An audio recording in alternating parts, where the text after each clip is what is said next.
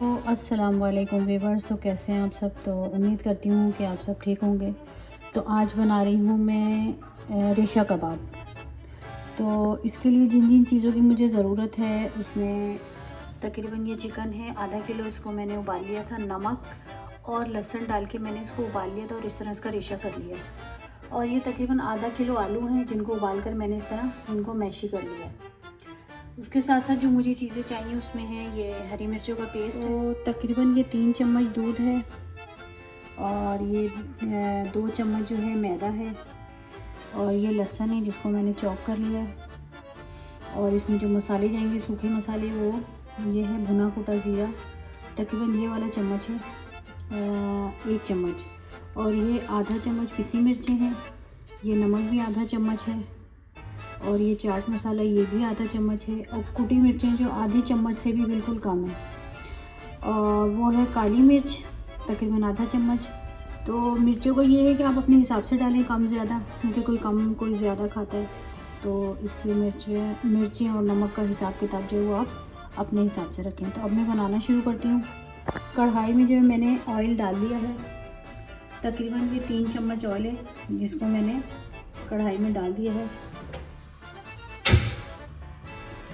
तो ये ऑयल जो है हमारा गर्म हो रहा है।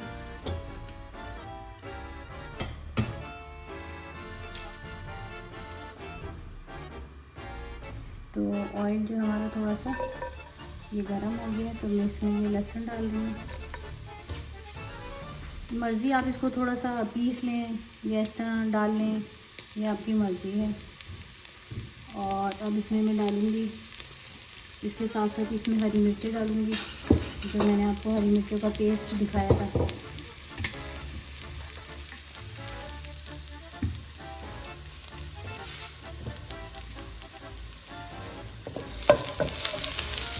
ऑयल जो है इसमें इतना ही डलेगा, तो ज़्यादा नहीं डालना है। तो इसके साथ ही इसमें मैं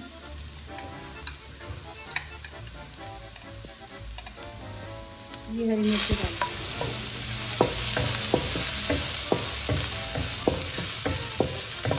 इसको थोड़ा सा इसी तरह भूनेंगे, थोड़ा सा लहसुन का कलर चेंज हो जाए तो फिर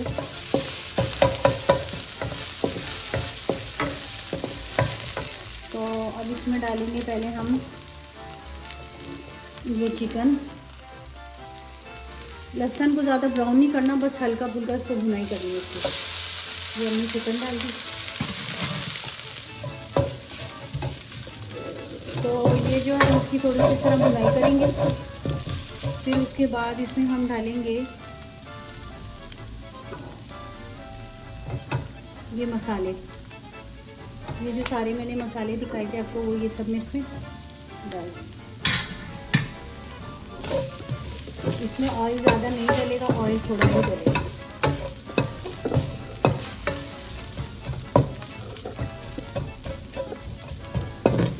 हल्का सा पानी का छींटा लगे।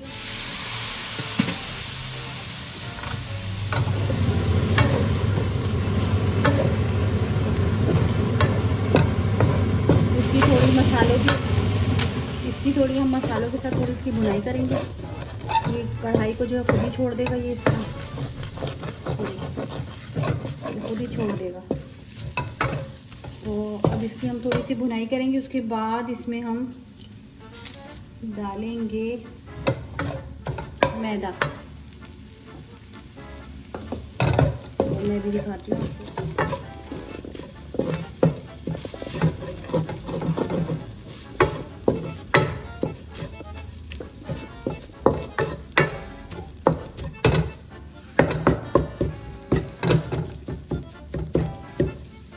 तो अब इसके बाद इसमें हम डालेंगे ये 2 चम्मच मैंने आपको बताया था मैदा।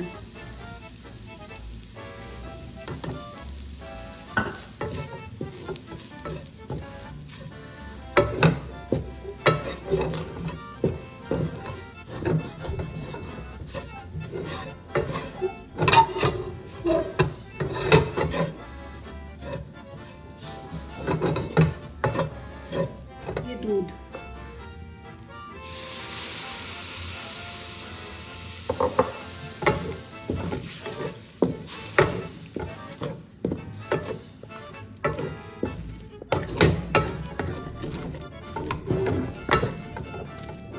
ये आलू जो मैंने आपको दिखाए थे,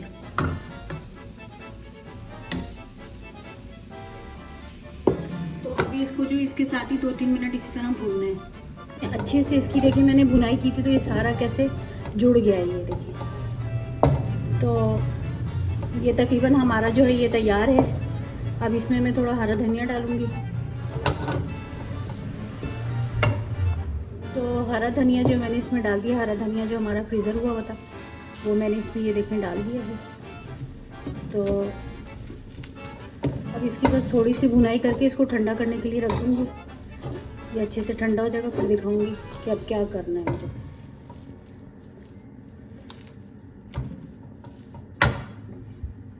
तो ये जो हमारा ये जो इसका कबाबों का जो ये मसाला ये हमारा तैयार हो गया है। अब इसके बाद आगे जो करना है वो मैं आपको बताती हूँ, थोड़ा ये ठंडा हो जाए। तो रेशा कबाब जो हमारे तैयार हो गए, आपने देखा था कि मैंने इनको ठंडा होने के लिए रखा था। अब इसमें जो है मैं एक नींबू डालूँगी, आधे नींबू का रस डालना है मुझे।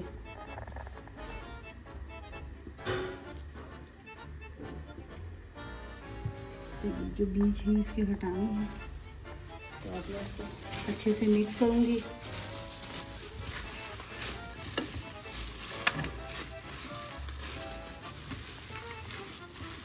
मैंने इसको सब जो है मिक्स कर लिया अच्छी तरह से नींबू के साथ। अब आप जो है मैं इसमें ये देखेंगे, मैंने ये ब्रेड क्रम्स है और ये अंडा है। तो अंडे को मैंने एक अंडा लेके उसको अच्छे से फेंट लिया है। तो अब मैं ये बनाना शुरू कर रही हूँ। ये आपकी मर्ज़ी, आप जैसी शेप रखें। तो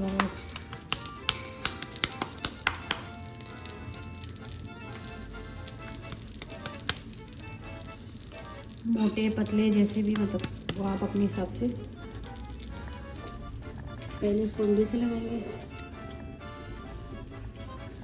फिर उसके बाद इसको इसमें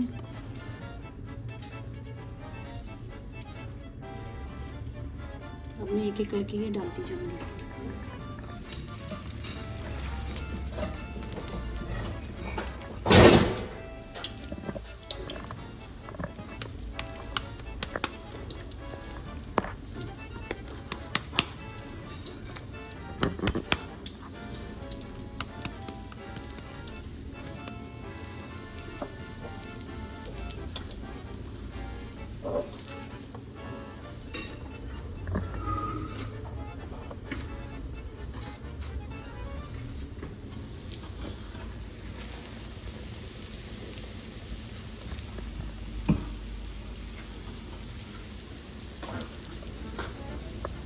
तो रेशा कबाब हमारे जो तैयार हो गए, आपने देखा। अब मैं इनको उतारने लगी हूँ।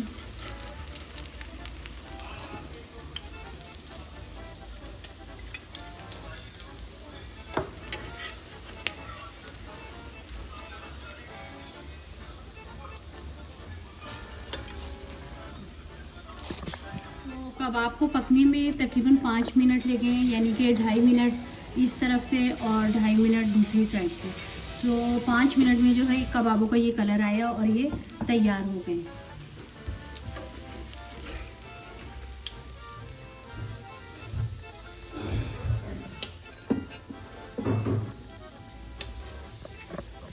तो रेशा कबाब जो हमारे तैयार हो गए। अगर आपको मेरी ये वीडियो पसंद आए तो लाइक, सब्सक्राइब और शेयर ज़रूर कीजिएगा और कमेंट में बताइएगा कि कैसे बने रेशा कबाब। Thanks for watching.